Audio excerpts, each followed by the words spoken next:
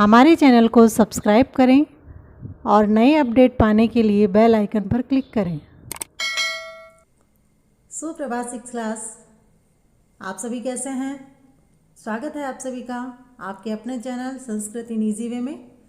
आज हम माध्यमिक शिक्षा बोर्ड द्वारा जारी नमूना प्रश्न पत्र 1 का हल लेकर आए हैं। इसमें आपके 2.5 घंटे का पेपर होगा और पूर्णांक इसका 50 होगा। 50 नंबर का पेपर आएगा, 2.5 घंटे का होगा। पैटर्न आपका यही रहेगा पेपर का परीक्षा में, तो इसलिए इसे अच्छे से समझ लीजिएगा। इसमें आपके जो पाठ्य पुस्तक से संबंधित गद्यांश आएंगे और पद्यांश आएंगे वो होंगे आपके 25 मार्क्स के 25, और व्याकरण संबंधित जो किताब से आपके पाठ्य पुस्तक से आएंगे वो होंगे 20 नंबर के। रचनात्मक कार्यम जिसमें आपके निबंध और प्रार्थना पत्र आएगा वो होगा आपके 10 नंबर का, यानी कि टोटल आपके 50 नंबर का 50 मार्क्स का पेपर होगा। इसमें जो प्रश्नों में किस प्रकार से बटे हुए हैं वो भी देखते हैं और इसके साथ साथ हम प्रश्नों को हल करते हैं। तो शुरू करते हैं। खंड ए में आपको पूछा जाएगा बहुवैकल्पिक प्रश्न, जिसमें आपको ऑप्शन दिए हुए होंगे। ये 6 प्रश्न होंगे। इन 6 प्रश्नों के नंबर भी 6, यानी कि एक प्रश्न आपके 1 नंबर का आएगा। तो प्रश्न नंबर 1 का पहला प्रश्न हम हल करते हैं। बलिवर्दो इति पदस्य अर्थम अस्ति।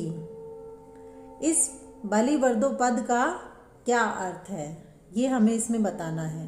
तो ये द्विवचन है, इसीलिए इसका हो जाएगा उत्तर 2 बैल। सृगालः कस्यां बकाय शिरोदनम अयच्छत। शियार ने बगुले के लिए खीर किसमें दी वो हमें बताना है। तो इन 4 ऑप्शन में से जो सही उत्तर है वो है स्थाल्याम, थाली में। फिर नंबर 3 में पूछा है लघुः इति पदस्य वर्ण विच्छेदम अस्ति। लघुः जो पद दिया गया है इस पद का वर्ण विच्छेद इन 4 में से कौन सा सही है? तो सही उत्तर आपके इसमें होगा ए, ल प्लस ए प्लस घ प्लस उ प्लस विसर्ग। ये आपका सही उत्तर है। नंबर 4 में पूछा है ख प्लस ए प्लस ट प्लस व प्लस आ इत्यस्य सम्यक वर्ण संयोजनम अस्ति। इन सबको मिलाकर के जो सही पद है वो कौन सा बना है इसमें वो हमें बताना है। तो सही उत्तर हो जाएगा इसमें स, खटवा, जिसके नीचे हलंत लगा है ट के नीचे, वह उत्तर सही है। इसके बाद में नंबर 5 में पूछा है आपको य व य प्लस अ प्लस ज प्लस ए प्लस न प्लस अ प्लस म इत्यस्य सम्यकम वर्ण संयोजनम अस्ति। ये जो वर्ण विच्छेद दे रखे हैं इन सबको मिलाकर के जो उचित पद बना है वर्ण का उसे हमें ढूंढना है इन 4 ऑप्शन में से। तो यहाँ देखिए व और य, तो व के साथ में कोई स्वर नहीं है, इसका मतलब व आधा रह गया। य और ए और फिर इसमें न नहीं आया है, यानी ये व्यंजनम नहीं बनेगा, व्यजनब बनेगा। तो इसमें जो सही उत्तर होगा वो है आपके व्यजनम ए। और उसके बाद में नंबर 6 में पूछा है सह इति पदस्य बहुवचनम अस्ति। वह बहुवचन पद ढूंढना है हमें जो सह का बहुवचन है। तो सह का बहुवचन इसमें है ते, ए उत्तर होगा इसमें, स तौ ते बहुवचन हो जाएगा ते। अब प्रश्न नंबर 2 जो आपके 4 नंबर का आएगा। इनमें आपके निम्नलिखित प्रश्नों के उत्तर एक पद में लिखिए, सिर्फ एक पद में आपको उत्तर देने होंगे। तो इसमें पहला प्रश्न पूछा है सुवर्णकारः किम रचयति। सुनार क्या रचता है या क्या बनाता है? तो उत्तर इसका होगा अंगुलीय के, 2 अंगूठियां बना रहा है वो, तो लिखेंगे यहाँ अंगुलीय के। फिर इसमें प्रश्न नंबर 2 पूछा है, वेन तेयः पशु अस्ति। गरुड़ पशु है, आम या न, इन दोनों में से सही उत्तर कौन सा है वो हमें लिखना है। तो वेन ते यानी जिसका अर्थ होता है गरुड़, और गरुड़ एक पक्षी है, पशु नहीं है, तो इसीलिए उत्तर हो जाएगा इसका न, तो यहाँ लिख देंगे न। फिर नंबर 3 में पूछा है इसमें, वातायनम इति शब्दस्य वर्ण विच्छेदम कुरुत। वातायनम जो शब्द दिया है इसका हमें वर्ण विच्छेद करना है, तो हम यहाँ लिखते हैं वातायनम का वर्ण विच्छेद।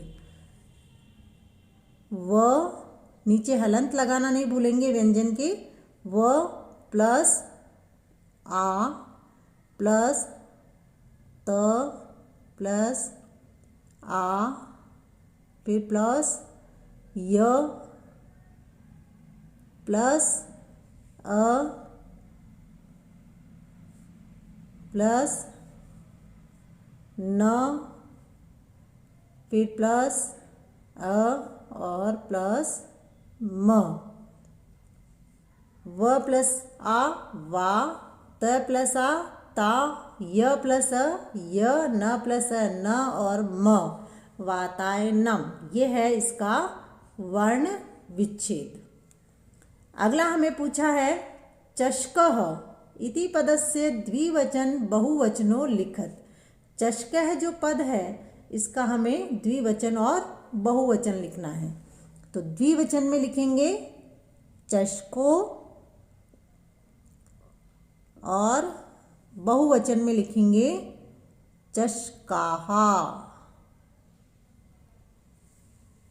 अब पूछा है प्रश्न नंबर 3। तीसरे प्रश्न में आपको पूछा गया है, मंजूषा से उचित पद चुनकर के रिक्त स्थानों की पूर्ति कीजिए। आपके ये प्रश्न आएगा 3 नंबर का, 3 मार्क्स का।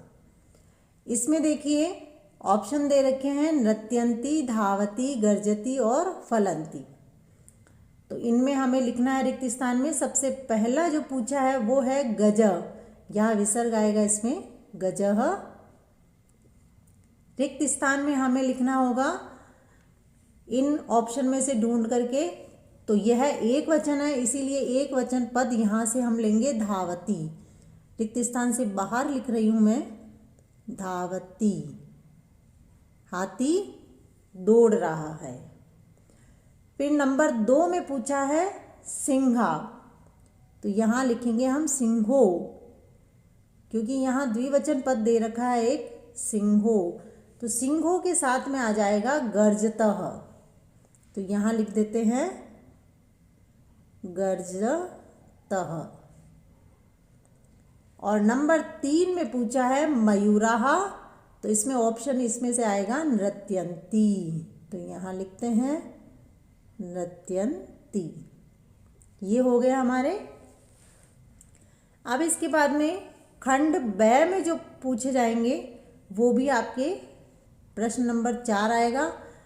निम्नलिखित प्रश्नों में से किन्हीं 2 प्रश्नों के उत्तर लिखिए। सिर्फ 2 प्रश्न के उत्तर लिखने हैं आपको। ये 4 नंबर का होगा, 2-2 नंबर का एक एक प्रश्न होगा, एक प्रश्न 2 नंबर का। तो आपको इसमें से जो आए वो करना होगा।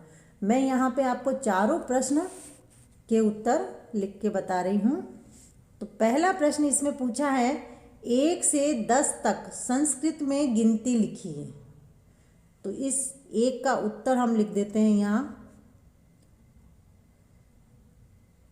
1 से 10 तक की गिनती लिखनी है संस्कृत में, तो लिखेंगे 1, 2, 3, 4, पंच, इसके बाद में षष्ठ, सप्त, अष्ट, नव और 10। ये हो गई 10 तक गिनती संस्कृत में। फिर प्रश्न नंबर 2 में पूछा है इसमें किन्हीं 5 पशु पक्षियों के नाम संस्कृत में लिखिए। 5 पशु और पक्षियों के नाम हमें संस्कृत में लिखना है। तो इसमें हम लिख देंगे 2 का उत्तर। इसमें हम पहले पशु के नाम लिख देते हैं, वृषभः, भल्लुकः नंबर 2,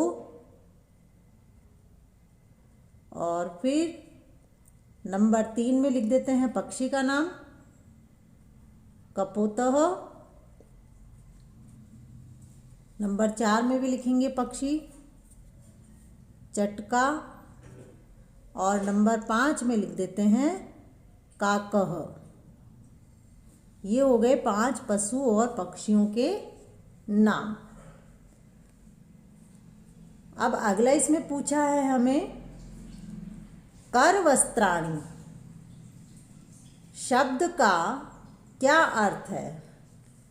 करवस्त्राणि शब्द का अर्थ हमें लिखना है हिंदी में। तो हम इसका उत्तर लिखेंगे। अब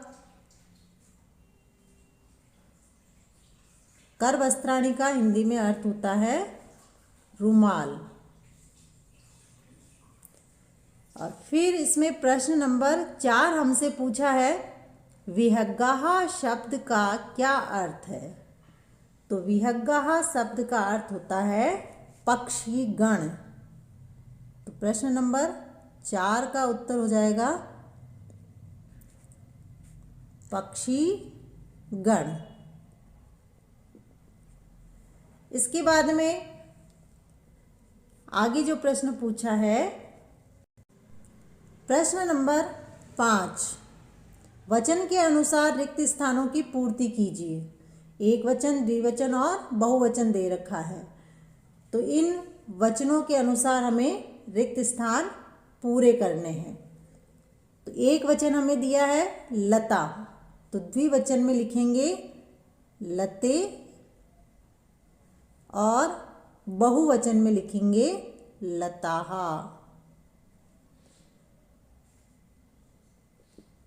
फिर इसके बाद में पूछा है बहुवचन इसमें दे रखा है पेटिकाः। इसका एक वचन हो जाएगा इसमें पेटिका, और द्विवचन हो जाएगा, द्विवचन लिख देते हैं इसका पेटिके, और बहुवचन लिखा हुआ ही है पेटिकाः। ये भी आपके होगा 2 नंबर का। प्रश्न नंबर 6 पूछा जाएगा निर्देश के अनुसार कोई 2 वाक्य बनाइए। कोष्टक में वचन लिखे हुए हैं, उसके अनुसार हमें यहाँ इनके वचन बदल करके लिखने हैं। तो 2 ही वाक्य बनाने हैं, और ये 2 वाक्य आपके 2 नंबर के होंगे, यानी 1-1 नंबर का एक प्रश्न होगा। हम इन चारों को हल करते हैं। एतानि यानानि, यहाँ द्विवचन दे रखा है कोष्टक में, यानी कि एतानि और यानानि को द्विवचन में बदलना है। ये बहुवचन है, तो एतानि का द्विवचन हो जाएगा एते, और यानानि का द्विवचन हो जाएगा याने। ये हो गया इसका द्विवचन में। फिर पूछा है नारिकेलम पतति, इसका हमें द्विवचन में बदलना है। एक वचन है, इसको हमें द्विवचन में लिखना है। तो नारिकेलम का हो जाएगा नारी केले, और पतति का हो जाएगा पततः। ये बन गया इसका वाक्य। फिर इसमें पूछा है मयूराः नृत्यन्ति, इसको बदलना है एक वचने, यानी एक वचन में। ये बहुवचन है, इसको एक वचन में बदलना है। तो मयूराः, इसका एक वचन हो जाएगा मयूरः, और नृत्यन्ति का हो जाएगा नृत्यति। और अंत में इसमें प्रश्न नंबर 4 में हमसे पूछा है एतत् पतति, और इसको बदलना है बहुवचन में।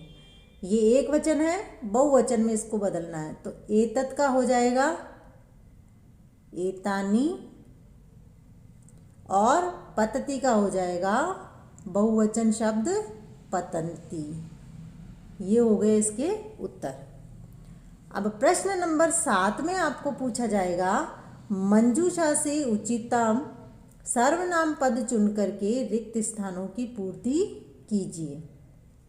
ये भी आपके होगा 2 नंबर का। इसमें लिखा हुआ है मंजूषा में ये शब्द मम, तव, अस्माकम और युष्माकम। तो इससे हमें ये रिक्त स्थान भरना है। पहला जो है हमारे पास में वो है एतत् पुस्तकम। तो यहाँ जो आएगा वो है मम, एतत् मम पुस्तकम। नंबर 2 में पूछा है बुद्धि स्थिरा, तो यहाँ आ जाएगा युष्माकम, युष्माकम। नंबर 3 में हमें पूछा है संस्कृतम भाषा, तो यहाँ मंजूषा से आएगा अस्माकम, तो यहाँ लिख देंगे अस्माकम। इसके बाद में अंत में पूछा है इस प्रश्न में ऐसा शिक्षिका, यहाँ रिक्त स्थान में आएगा तव।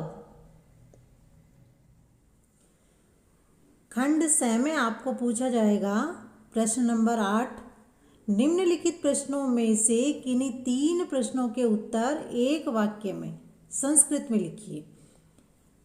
3 प्रश्नों के उत्तर देने हैं, वो भी संस्कृत में, और एक वाक्य में देने हैं। ये 6 नंबर का होगा आपके प्रश्न, जिसमें प्रत्येक प्रश्न 2 नंबर का आएगा। हम इन 6 प्रश्न को हल करेंगे। पहला प्रश्न पूछा है इसमें कति बालाः स्नानाय अगच्छन्, कितने बालक स्नान के लिए गए थे? 10 गए थे। तो पूरा उत्तर लिखेंगे इसमें 10 बालाः स्नानाय अगच्छन्। फिर इसमें प्रश्न नंबर 2 पूछा है पिक काकयोः भेदः कदा भवति, कोयल और कौवे में भेद कब होता है?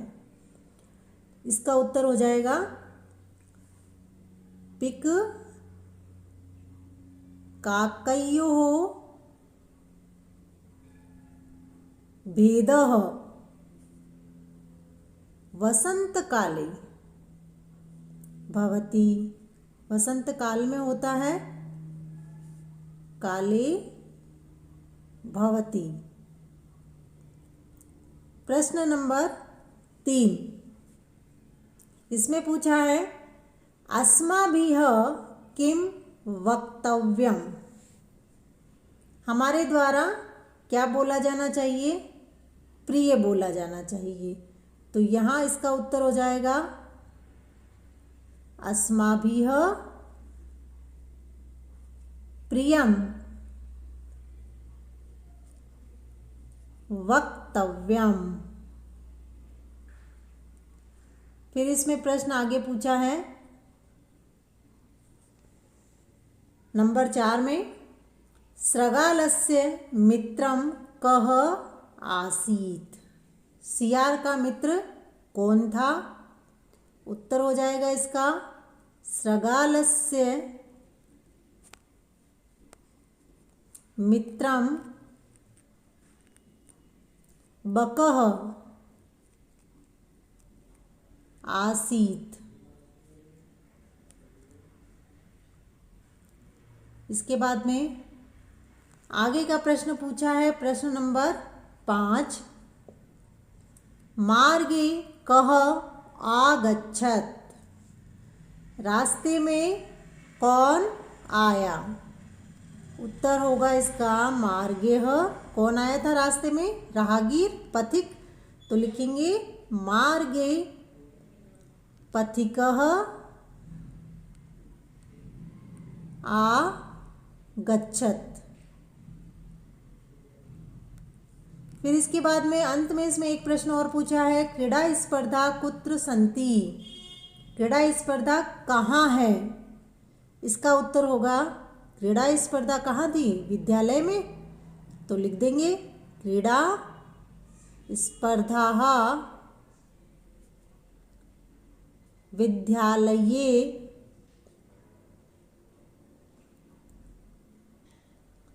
सन्ति। ये हो गए प्रश्न नंबर 8 के सभी प्रश्नों के उत्तर। अब इसमें प्रश्न नंबर 9 पूछा है। 9 में पूछा है, अपनी पाठ्य पुस्तक से एक श्लोक लिखिए जो इस प्रश्न पत्र में नहीं पूछा गया है।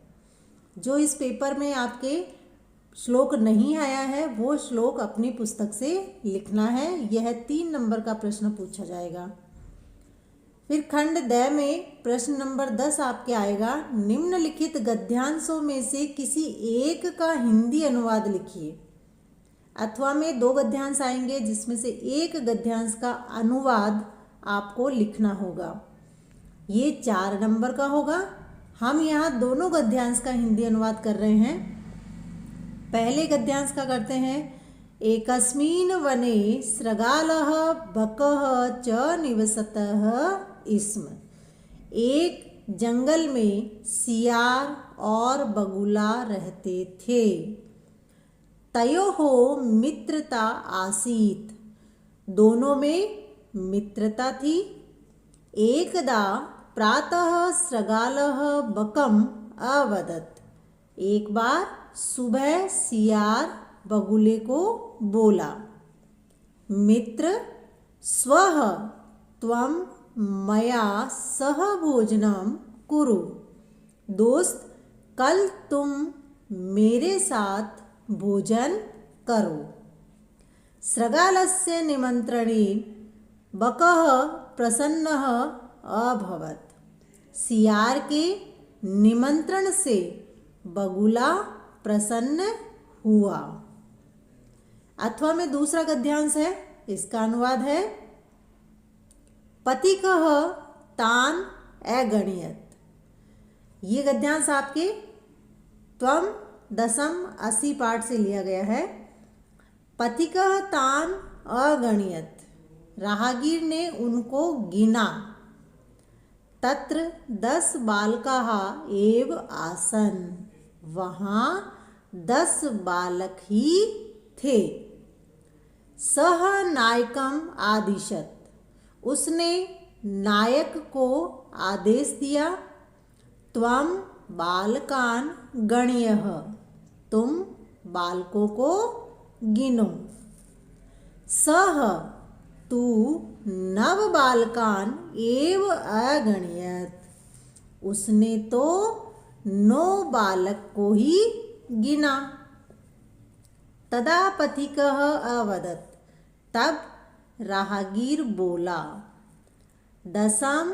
दशमः त्वम् असि इति, 10वें तुम ही हो। तत्श्रुत्वा प्रहसः भूत्वा सर्वे गृहम् अगच्छन्, वह सुनकर प्रसन्न होकर के सभी घर को चले गए। इसके बाद में प्रश्न नंबर 11 पूछा है, निम्नलिखित में से किसी एक श्लोक का हिंदी अनुवाद कीजिए। यहाँ आपके 2 श्लोक हैं। 2 श्लोक अथवा में दे रखे हैं। इन दोनों में से किसी एक का आपको हिंदी अनुवाद लिखना होगा। तो इसमें पहले का करते हैं हम अनुवाद, उद्यमेन ही सिद्ध्यन्ति कार्याणि न मनोरथेह, न हि सुप्तस्य सिंहस्य प्रविशन्ति मुखे मृगाः। परिश्रम से ही सभी कार्य सिद्ध होते हैं, मन में विचार करने से कार्य सिद्ध नहीं होते हैं। जिस प्रकार से सोए हुए शेर के मुख में स्वयं हिरण या कोई पशु आकर के प्रवेश नहीं करता है, उसे शिकार के लिए परिश्रम करना पड़ता है, उसी प्रकार से मानव को भी काम की सिद्धि के लिए परिश्रम करना पड़ता है। केवल मन में विचार करने से कार्य सिद्ध नहीं होते हैं। दूसरा श्लोक इसमें पूछा है, गच्छन् पिपीलिको याति योजना नाम शतान्यपि अगच्छन् वेन तेयः पदमेकं न गच्छति। जाती हुई चींटी 100 कोसों तक चली जाती है और ना जाता हुआ गरुड़ एक पैर भी नहीं जाता है। अर्थात इसका भावार्थ है कि छोटी दिखने में चींटी अगर चलती है तो वो 100 कोसों तक, सैकड़ों कोसों तक चली जाती है, लेकिन पक्षियों में बड़ा गरुड़ अगर वो नहीं चल रहा है, नहीं जाना चाहता है, तो वो एक पैर भी नहीं चल पाता है। अर्थात छोटे या बड़े होने से कुछ नहीं होता है। मन में अगर विचार हो आगे बढ़ने का तो छोटा भी आगे बढ़ सकता है। खंड य में आपको निबंध पूछा जाएगा। प्रश्न नंबर 12, निम्नलिखित में से किसी एक विषय पर संस्कृत में 5 पंक्तियों में निबंध लिखना है। ये आपके 5 नंबर का आएगा। 3 निबंध होंगे, 3 में से किसी एक पर आपको 5 पंक्तियां लिखनी है। हम यहाँ तीनों को ही हल करेंगे। सबसे पहले शुरू करते हैं हम मम विद्यालय से। मम विद्यालय के लिए 5 पंक्तियां लिखते हैं। सबसे पहले निबंध में लिखते हैं, अयम मम विद्यालयः अस्ति। यह मेरा विद्यालय है। फिर नंबर 2 में लिखते हैं, मम विद्यालय सुंदरः विद्यालयः सुंदरः अस्ति। मेरा विद्यालय सुंदर है। नंबर 3 में हम पंक्ति में लिखते हैं, विद्यालयः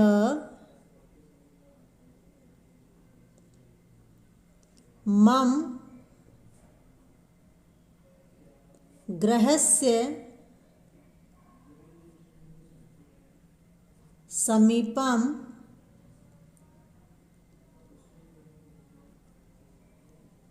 अस्ति। मेरा विद्यालय मेरे घर के पास में है। उसके बाद में नंबर 4 में हम पंक्ति लिखते हैं, विद्यालयम परितः बहवः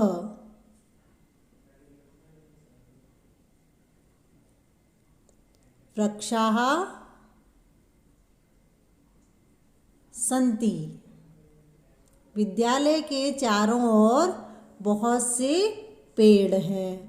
और अंतिम पंक्ति नंबर 5 पर विद्यालय में तो लिखेंगे, विद्यालये पंच विंश कक्षा हा सन्ति। विद्यालय में 25 कक्षा है। अहम प्रतिदिनम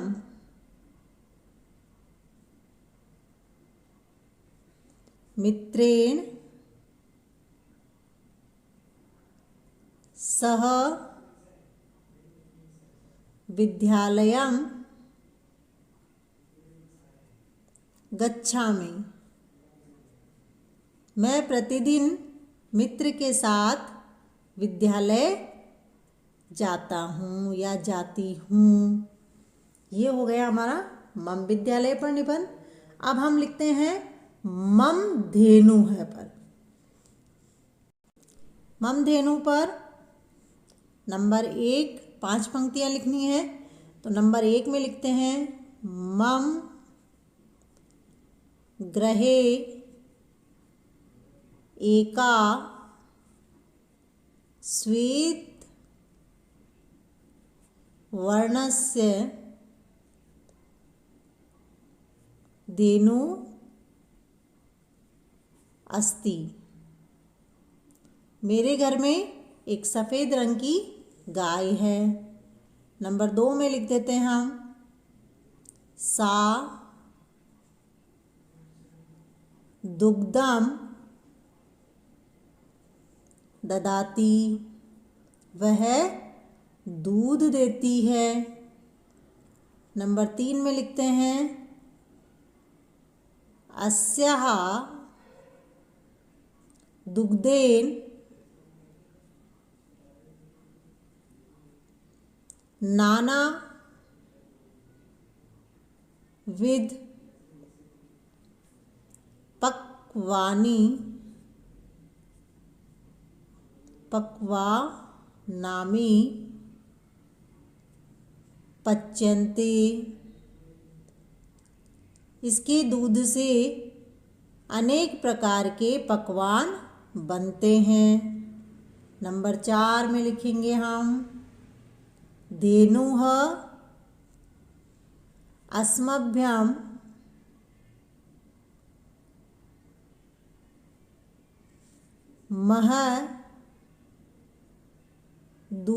महदुपयोगी पशुः अस्ति। गाय बहुत उपयोगी पशु है। और नंबर 5 में हम अंत में लिख देंगे अहम धेनुः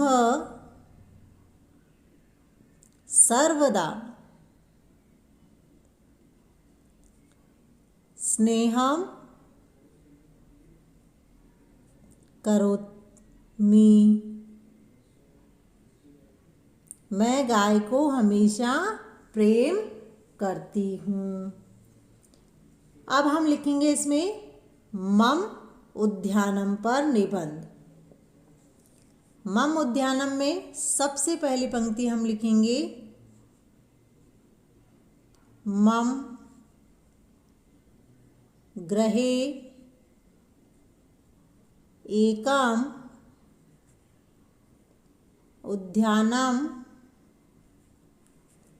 अस्ति। नंबर 2 में लिख देते हैं हम अत्र विविधानि पुष्पाणि सन्ति। यहाँ विभिन्न प्रकार के फूल हैं। उसके बाद में नंबर 3 में हम लिख देंगे अहम प्रातः काले भ्रमणं करोमि। मैं सुबह के समय घूमती हूँ। फिर नंबर 4 में लिख दूंगी मम उद्यानम सुंदरम अस्ति। मेरा बगीचा सुंदर है। और अंत में 5वीं पंक्ति हम लिखेंगे उद्याने बहवः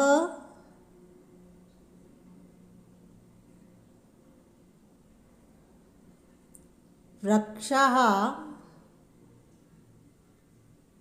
सन्ति। बगीचे में बहुत से पेड़ हैं। ये हो गया हमारा प्रश्न नंबर 12 पूरा, जो आपके 5 नंबर का आने वाला है। अब हम करेंगे प्रश्न नंबर 13 को हल। प्रश्न नंबर 13 में हमसे पूछा है, आवश्यक कार्य हेतु एक दिन अवकाश के लिए अपने प्रधानाध्यापक को संस्कृत में प्रार्थना पत्र लिखिए। ये आपके 5 नंबर का होगा प्रश्न। इसमें आपको जरूरी काम है, इसलिए एक दिन की छुट्टी चाहिए। आपके प्रधानाध्यापक को आपको संस्कृत में लिखना है।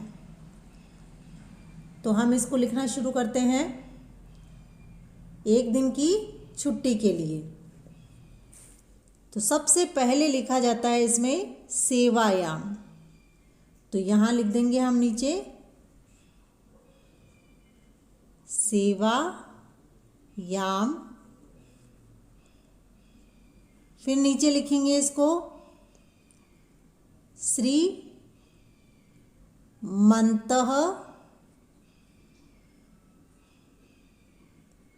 प्रधानाचार्य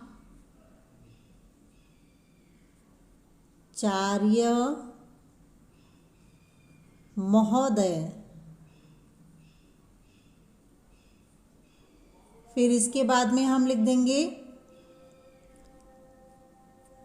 नीचे स्कूल का नाम। आपको अगर प्रार्थना पत्र में कोई स्कूल दे रखी है नाम उसमें, तो वही लिखना है, नहीं तो किसी भी स्कूल का आप नाम लिख सकते हैं। हम यहाँ लिख देते हैं राजकीय माध्यमिक विद्यालय। फिर नीचे हम लिखेंगे शहर का नाम।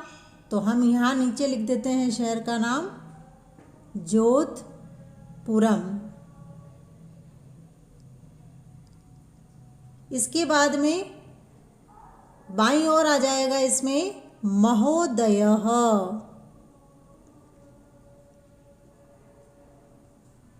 महोदयः, और फिर इसके नीचे से शुरू हो जाएगा सेवायाम इदं निवेदनम्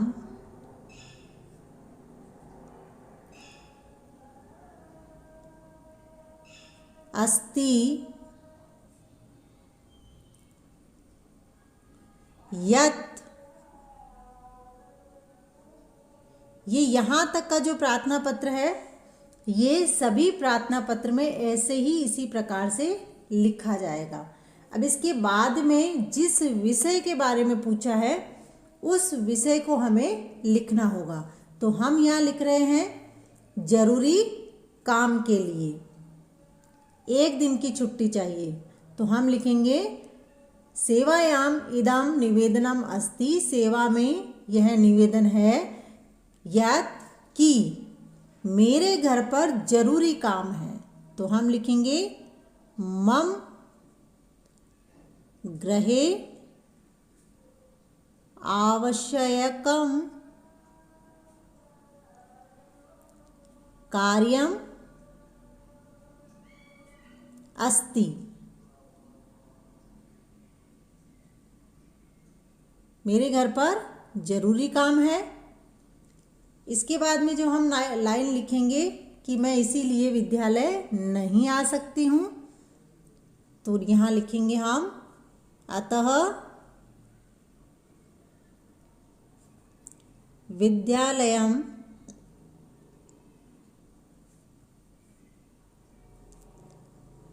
आगंतुम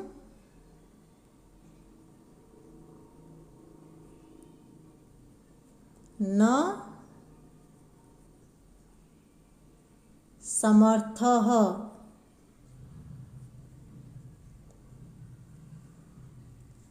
इसके बाद में नीचे लिखेंगे तस्मात् कारणात्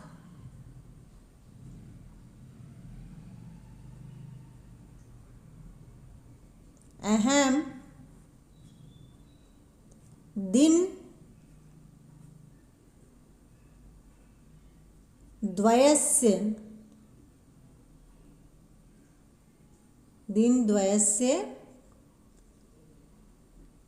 पर हमें इसमें पूछा है एक दिन के लिए, तो हम इसमें लिखेंगे दिन एकस्य अवकाशार्थम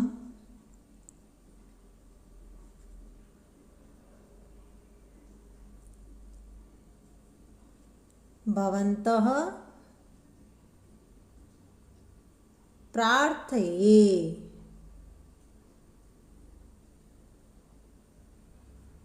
ये हो गया हमारा प्रार्थना पत्र।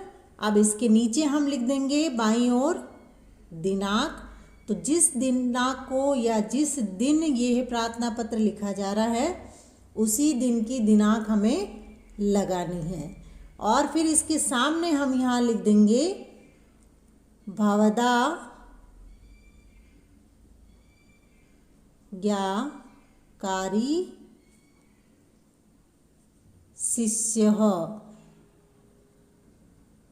और यहाँ नीचे लिखा जाता है नाम। अगर पेपर में प्रश्न में नाम आया है तो वो नाम लिखेंगे, और नहीं तो हम सिर्फ कक्षा लिखेंगे, कक्षा षष्ठः। इसी प्रकार से दूसरा प्रश्न हमें अथवा में इसमें पूछा है, इसको भी हम हल कर लेते हैं। बीमारी के कारण 2 दिन के अवकाश के लिए अपने प्रधानाध्यापक को संस्कृत में प्रार्थना पत्र लिखिए। वो था आवश्यक कार्य के लिए, और अब लिखना है बीमारी के लिए 2 दिन की छुट्टी चाहिए। तो ऊपर का जो पैटर्न था सेवा में वो ऐसा ही रहेगा। सेवायाम श्रीमन्तः प्रधानाचार्य महोदय, राजकीय माध्यमिक विद्यालय जोधपुरम महोदयः सविनयम् एव इदं निवेदनम् अस्ति यत्। यहाँ तक तो ऊपर वाला ही पैटर्न रहेगा पहले प्रश्न का ही। अब इसमें बीमारी के लिए पूछा है तो हम लिखेंगे अहम ज्वरेण पीड़ितः अस्मि। अतः अब वापस यही पैटर्न आ जाएगा, सिर्फ मम गृहे आवश्यकम कार्यम अस्ति उसकी जगह एक लाइन चेंज करनी है। वो कौन सी लाइन है मैं यहाँ नीचे लिख देती हूँ। बाकी पूरा पैटर्न यही रहेगा। यहाँ लिख देंगे उस प्रार्थना पत्र में अहम ज्वरेण पीड़ितो अस्मि। ये वाली लाइन आएगी आवश्यक कार्य की जगह। बाकी शुरुआत फिर नीचे इसके नीचे लिखा जाएगा अतः विद्यालयम आगंतुम न समर्थः तस्मात् कारणात् अहम दिनद्वयस्य अवकाशार्थम भवन्तः प्रार्थये। और नीचे लिखी जाएगी दिनांक, और उसके सामने दाईं ओर लिखा जाएगा भवद्दा आज्ञाकारी शिष्य कक्षा षष्ठः। जल्दी ही हम दूसरे नमूने प्रश्न पत्र का भी हल लेकर के आएंगे। तब तक बने रहे हमारे चैनल के साथ और देखते रहें। वीडियो देखने के लिए धन्यवाद।